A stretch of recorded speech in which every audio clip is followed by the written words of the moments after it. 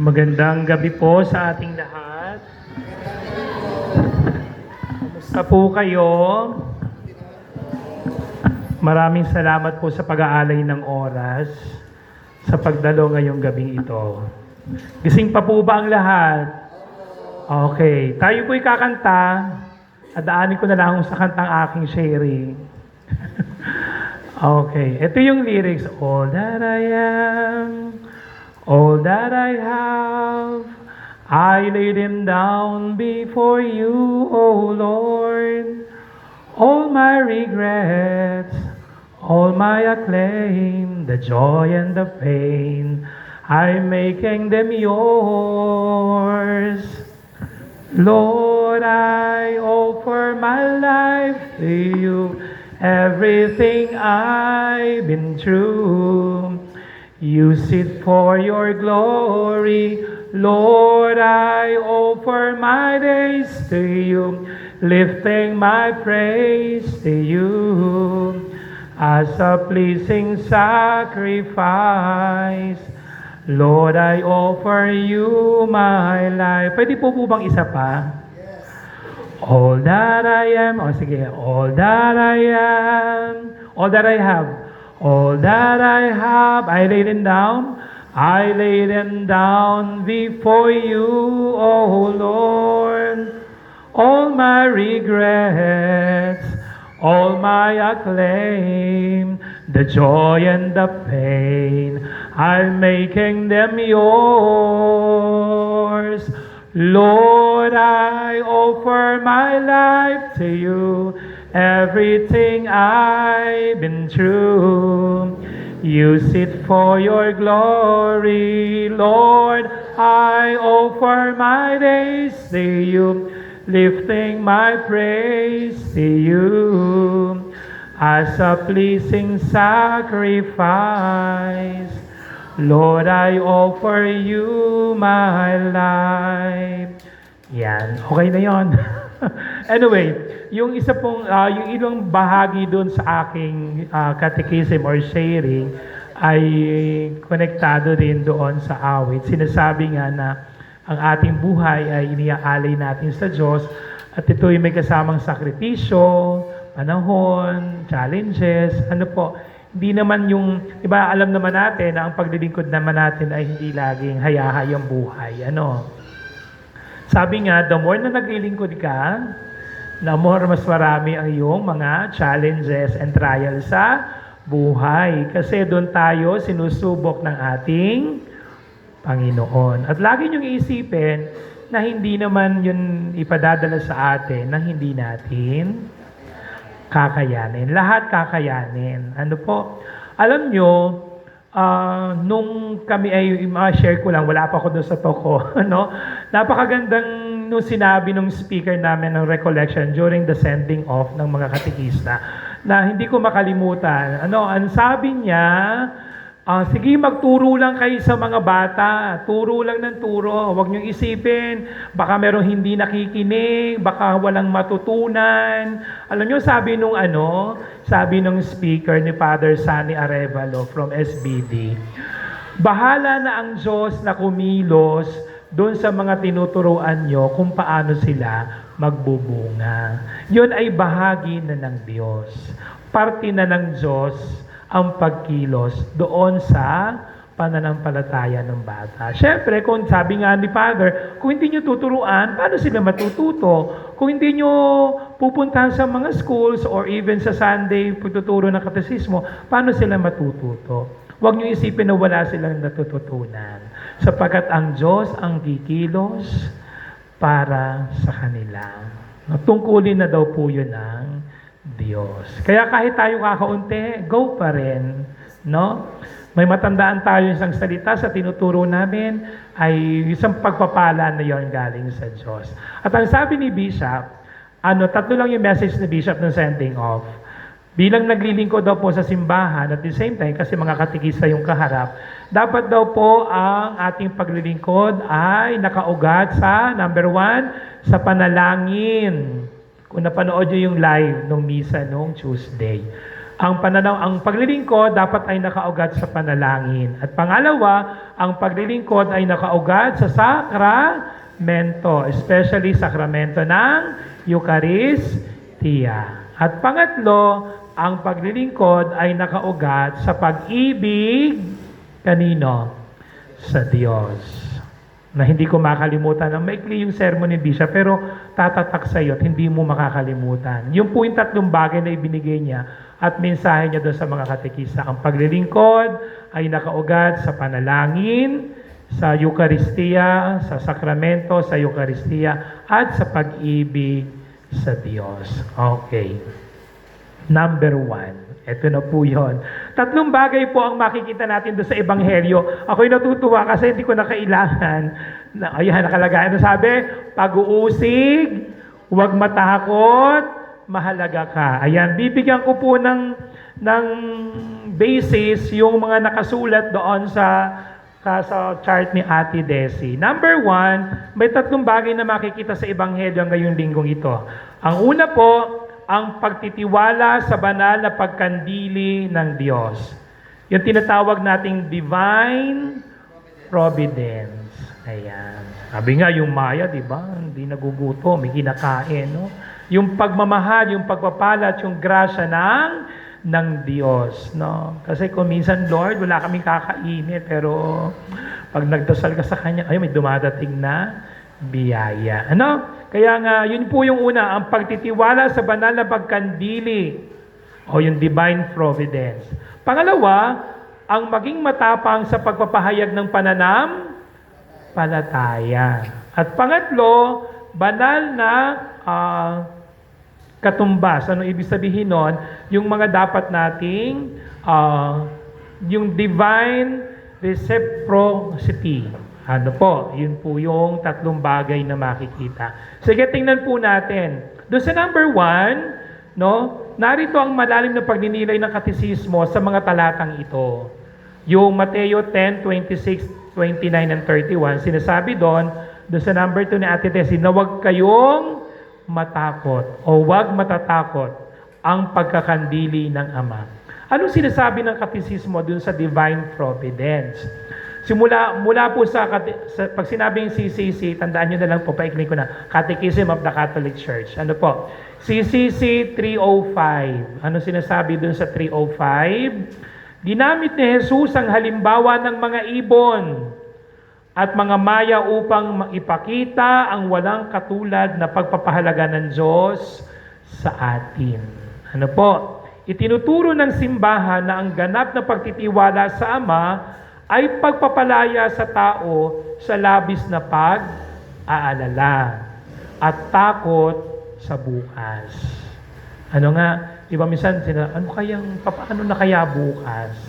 O paano kaya kami? Pero nga sabi nga, naandun yung providensya ng Diyos. Ano po? Yung po yung una na pinakikita ang walang katulad na pagpapahalaga ng Diyos sa atin. Pangalawa, CCC 2115. So susunod, magpo-provide ako ng notebook sa mga umattend. Ano? Kasi medyo ang dami. Ano?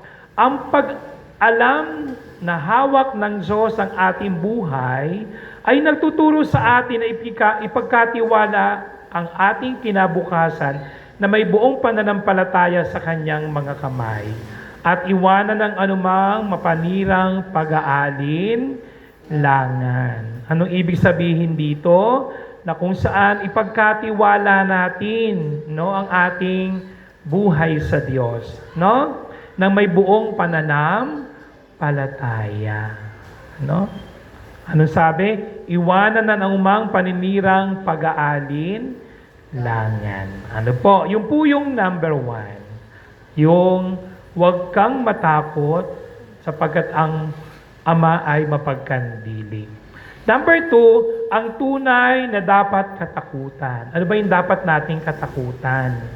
Sinasabi doon sa Katisismo 1034, ginamit ng simbahan ang mga salita ni Jesus bilang seryosong babala ukol sa impyerno. Anong sabi doon sa pagbasa? Mateo 10:28, Huwag ninyong katakutan ang mga pumapatay ng katawan, ngunit hindi nakapapatay ng kaluluwa. Kundi ang katakutan ninyo ay may mga kapangyarihang pumuksa sa kaluluwa at sa katawan sa impyerno. Kaya nga, anong sabi?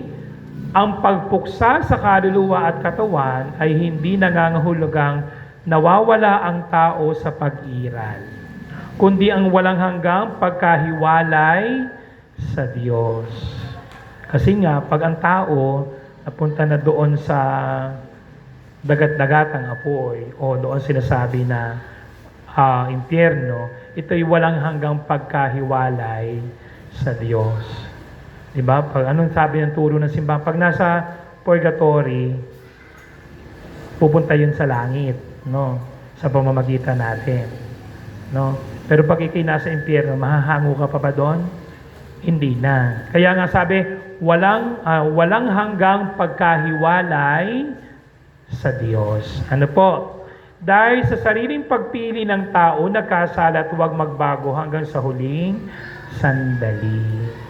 Naalala niyo yung binabanggit lagi sa Bible study, na ang Diyos, nung ipako si Jesus sa krus, tayo ay iniligtas na. Ligtas na tayo. Ngunit sa ating pagkakaligtas, binigyan tayo ng Diyos ng free will. Binigyan tayo ng kalayaan. Kaya habang tayo umiiral sa lupa, ano ba yung pipiliin natin? Yung kaligtasang bigay ni Jesus sa pamamagitan ng pamumuhay natin ng maayos? O baka yung free will na binigay sa atin, hindi natin ginagamit sa tama? Kaya pag hindi natin siya ginamit sa tama, darating ang panahon na tayo mapapahiwalay, no? Kaya nga sabi, walang hanggang pagkahiwalay sa Diyos. Ano po? Okay. CCC 18:21. Ano naman po sinasabi doon? Ang takot na tumutukoy dito ay hindi takot sa isang malupit na Diyos. Anong sinasabi? Kundi ang tinatawag na holy fear o banal na paggalang. Ang takot na malasakit sa Diyos at mailayo ang sarili sa Kanyang kaharian. Ano po? Kaya nga sabi, nabanggit ni Ate Desi kanina at ni Ate Desi, yung awa ng Diyos, yung grasya ng Diyos. Na bagamat tayo ay nagkakasala, nagkakamali, once tayo ay nagsisi, no? Yun ay napatawad na ng Diyos. Ano po? Panghuli, ang katungkulan, no, ng pagsasaksi at ang kasalanan ng pagtatwa. Anong sabi doon sa Mateo 10:32-33? Ang sinumang nagpahayag sa akin sa harap ng mga tao, ay ipapahayag ko rin sa harap ng aking Ama. Ngunit ang sinumang nagtatwa sa akin, ay itatatwa ko rin siya. Ito ang pundasyon ng doktrina ng simbahan tungkol sa misyon ng bawat binyagan. Anong sinasabi doon sa CCC 18:16? Ang isang alagad ni Kristo ay hindi lamang dapat mag-ingat ng kanyang pananampalataya, kundi dapat itong hayagang ipahayag at matapang na manindigan. Ano po? Ang pagpapatotoo ay kinakailangan para sa kaligtasan. Sinasabi ng katisismo na dapat nating ikarangal ang pagiging Kristiyano sa harap ng mga tao, maging sa gitna ng pag-uusig. Kasi pagka nahihirapan na tayo, no? O kaya naman merong baka pamili ka, buhay mo o pananampalataya mo. Ay hindi, buhay na lang, no? Itinakwil na yung pananampalataya. Kaya nga, di ba, kaya naging santo si San Lorenzo Ruiz, no? May kailang buhay man mayroon siya hindi niya sabi sa kanya, talikdan mo lang yung pananampalataya mo at ikay maliligtas na, pero hindi niya ginawa yon, no? Nasa harap ng pag-uusig, no, paghihirap, sabi nga, hayagang ipahayag at matapang na manindigan sa ating pananampalataya. Ang pagiging saksi kay Kristo. Ano po? Kaya sa parting ito, anong sinasabi ng CCC 2089? Ano yung 2089? Ito po ay yung aral ng simbahan tungkol sa apostasya o apostasy at heresy o erehiya.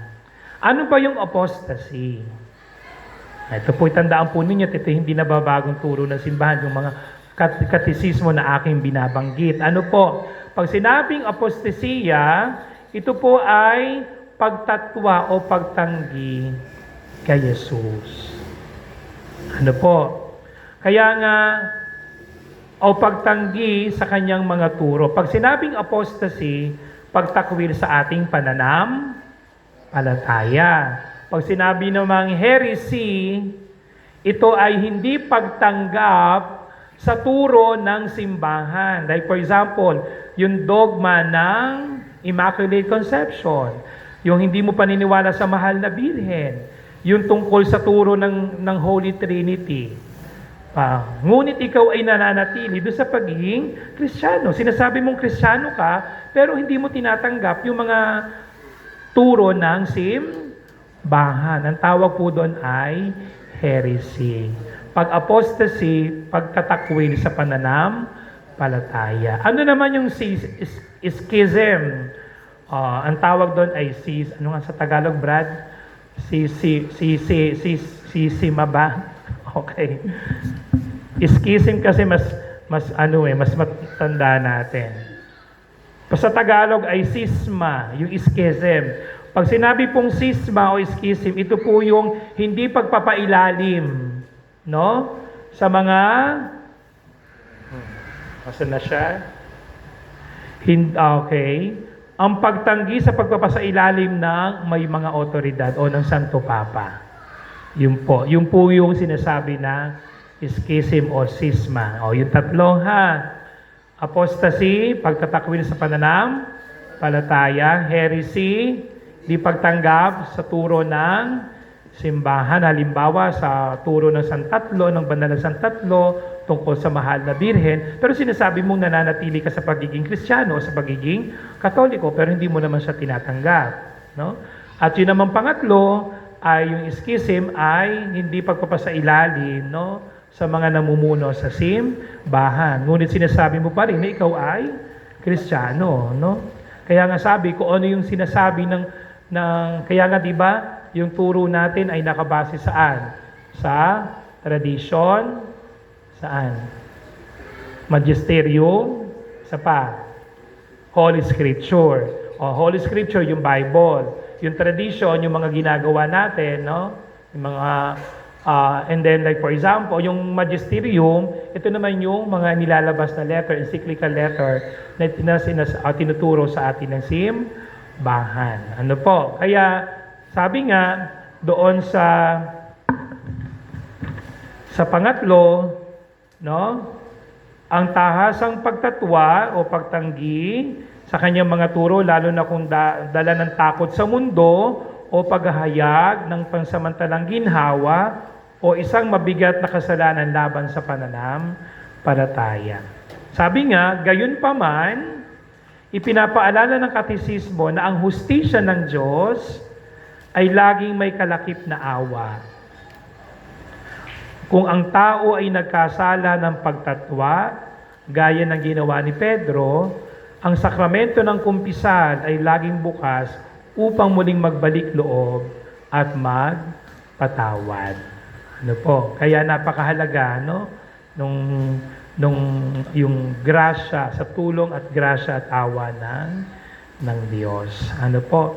O tandaan po ninyo yung divine providence, yung walang hanggang pagmamahal ng Diyos, yung kanyang pagbibigay, pagpapatuloy na pagbibigay sa atin ng mga biyaya. Ano yung apostasy? Pagtanggi sa ating pananampalataya, pagtalikod sa ating pananampalataya. Pag sinabing heresy, ayun, pag hindi pagtanggap sa mga turo ng simbahan. Like for example, yung mga dogma, ano po. At pag sinabing sisma o schism, ayan, Ayan, di pagpapasakop sa mga otoridad o namumuno sa simbahan. Ano po? At bilang pagbubuod, sabi nga, ang simbahang katolika mula sa ebanghelyo na ating binasa ay nag-aanyaya sa kabanalan at katapangan. Huwag matakot sa pag-uusig ng mundo dahil ang Ama ang nagbabantay sa atin. Ano po? Ngunit magkaroon ng banal na pag-iingat na huwag talikuran si Jesus sa gitna ng mga gawa. Upang sa huling araw ay kilalanin din tayo sa harap ng Ama. Sabi nga, maging banal at maging matapang sa ating sa pagpapatupad o sa pamumuhay tungkol sa ating pananampalataya. Salamat po.